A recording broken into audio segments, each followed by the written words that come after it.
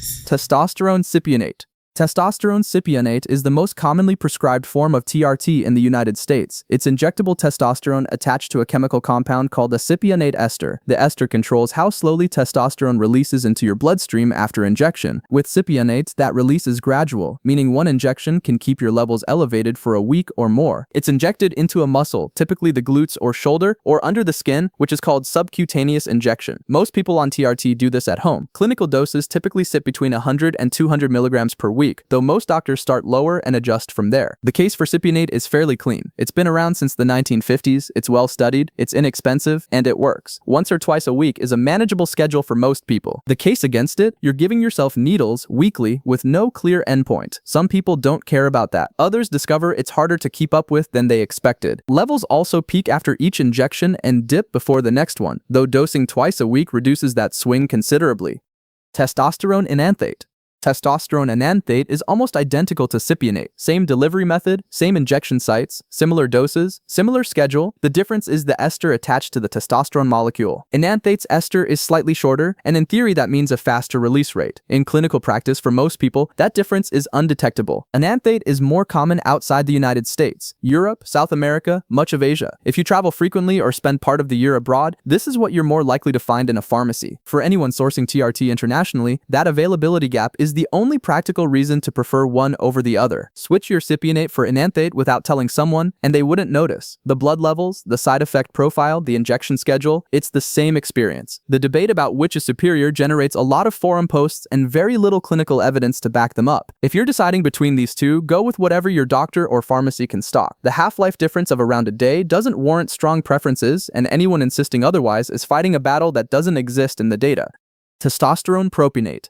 Propionate is where the injection commitment gets more demanding. It's still injectable, but the ester is much shorter than what's on cypionate or enanthate. The half-life, meaning the time it takes for half the dose to clear your system, sits around 2 to 3 days rather than the 8 or more you get with cypionate. That shorter half-life means you inject much more often, every 2 to 3 days or every other day. In a given month, you might do 12 to 15 injections instead of 4 or 8. The case for propionate is narrow, but it exists. If you develop a side effect and need to stop, it clears your system faster than longer-acting esters, which matters if you need to adjust quickly. Some people also find that very frequent, small doses produce more consistent hormone levels, avoiding the peaks and troughs of weekly shots. The downsides are real. Frequent injections are a real burden to maintain over time. Propionate also carries a documented reputation for injection site discomfort that cypionate and enanthate don't share to the same degree. Most TRT doctors don't start patients on it, and there's a reasonable basis for that.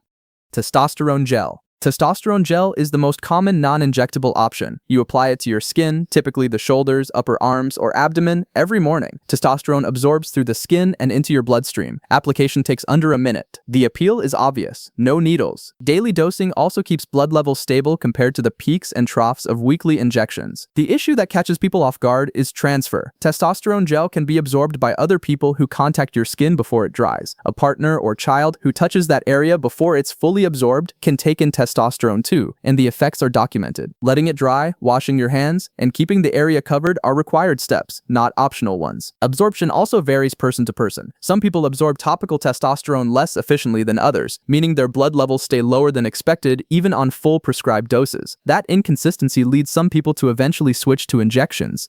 Nasal Gel. Natesto is a testosterone gel applied inside the nostrils. A small pump delivers the dose into each nostril 3 times a day, roughly every 6 to 8 hours. It absorbs through the mucous membrane lining your nasal passages and enters your bloodstream without going through your liver first. No needles and no transfer risk to other people. That second point matters if you live with a partner or children. The more interesting aspect of Natesto is what it does to fertility. Most forms of TRT suppress the hormonal signals, specifically LH and FSH, that tell your testes to produce testosterone and maintain sperm production. That suppression reduces fertility. This nasal gel suppresses these signals less than other delivery methods. The reason is pharmacokinetic. Because it peaks and clears quickly with 3 times daily dosing, it doesn't suppress the brain-to-hormone signaling chain as hard as longer-acting forms that maintain continuously high blood levels. For younger men on TRT who aren't done having children, that's a meaningful distinction. The trade-offs are real. 3 doses a day is a lot to stay consistent with. Nasal irritation, runny nose, and occasional nosebleeds are common complaints. Testosterone levels tend to run lower overall compared to injections, and the cost is significant. The dosing burden and lower overall levels are why most doctors don't reach for it first, even though the fertility angle is a genuine clinical advantage. Undecanoate oral. Oral testosterone had a bad reputation for a long time, and historically that reputation was earned. Earlier oral testosterone drugs were toxic to the liver. Oral undecanoate works through a different mechanism. Your body absorbs testosterone undecanoate through the lymphatic system, a circulatory network running alongside your bloodstream. This sidesteps the liver metabolism that made older oral androgens dangerous. You take it twice a day, with a meal containing fat. That's not a suggestion. Without dietary fat during absorption, how much makes it into your bloodstream drops noticeably. If your daily schedule doesn't accommodate a proper fatty meal twice a day, that's a real constraint. When it fits your routine, the convenience is real. You take a pill twice a day, and that's the full extent of it. The main downsides are cost, which tends to be high, and variable absorption from person to person. Some formulations also carry cardiovascular warnings that anyone with cardiac history should take seriously before starting. Testosterone Cream. Testosterone cream works on the same principle as gel, absorption through the skin. The formulation is different and often allows for higher concentrations, and where you apply it makes a notable difference. The skin on the scrotum is more permeable than skin on your arms or abdomen. Some protocols specifically use scrotal application for that reason. The same dose absorbs at a much higher rate there than it would elsewhere on the body. Compounding is the norm with testosterone cream, meaning a specialty pharmacy mixes it to a specific concentration rather than it coming from a mass manufacturer. That allows for flexible dosing, which is a real advantage. The trade-off is that compounded preparations are not FDA-approved products, and potency and consistency can vary between pharmacies. That variability is worth factoring in. Transfer risk exists with cream the same way it does with gel. The same precautions apply. Scrotal application makes skin contact from others less likely, but it doesn't eliminate the concern. Testosterone pellets. Testosterone pellets are roughly the size of a grain of rice. A doctor implants them under the skin, usually near the hip or upper buttocks, through a small incision under local anesthetic. The procedure takes about 10 minutes in an office setting. The pellets dissolve over the next 3 to 6 months, releasing testosterone steadily the entire time. The appeal is obvious. You do the procedure once and don't think about TRT again for months. Blood levels are stable because it's a slow, continuous release rather than repeated peaks and dips. The critical limitation is that once the pellets are in, adjusting your dose is nearly impossible.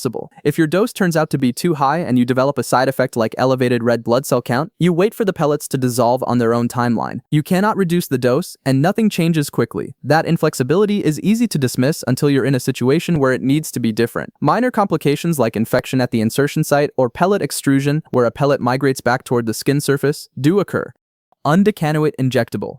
Injectable undecanoate is a long-acting injectable. A single injection lasts roughly 10 to 14 weeks depending on the individual. That works out to 4 or 5 injections per year. On paper, it sounds like the best possible injectable option. In practice, the limitations are significant enough that it tends not to be most people's long-term choice. In the US, it comes under a REMS program, which stands for Risk Evaluation and Mitigation Strategy. Every injection must happen in a clinical setting because of a documented risk called pulmonary oil microembolism. During injection, small oil droplets can reach the lungs and occasionally cause a serious reaction. The FDA requires patients to stay in the clinic for at least 30 minutes after every injection for that reason. The injection involves around 4 milliliters of fluid delivered deep into the muscle. Most accounts describe it as unpleasant. Dose adjustment is difficult. If your levels are off or you're managing a side effect, the situation runs for weeks to months while levels shift on their own. The long duration that makes it appealing is exactly what makes it punishing when something isn't right. Testosterone patches. Androderm is the primary brand. It's a skin patch changed daily, applied to the back, abdomen, upper arm, or thigh. Testosterone absorbs through the skin as the patch sits against your body. You put it on, cover it with clothing, and go about your day. Compared to gel or cream, there's no transfer concern from skin contact with other people, and daily application keeps blood levels stable. Both are real advantages. The main reason patches haven't become a dominant option is skin irritation. Androderm has a well-documented rate of causing local skin reactions at the application site. Studies around the drug's approval showed a substantial portion of users developing some level of irritation, and a meaningful number discontinued treatment because of it. Patches also fall off. Sweating, bathing, and physical activity can all compromise adhesion over a 24-hour wear period. When a patch fails, so does the dose. Absorption is less consistent than injections. For many people, the skin tolerance issues end the conversation before cost, convenience, or anything else enters the picture.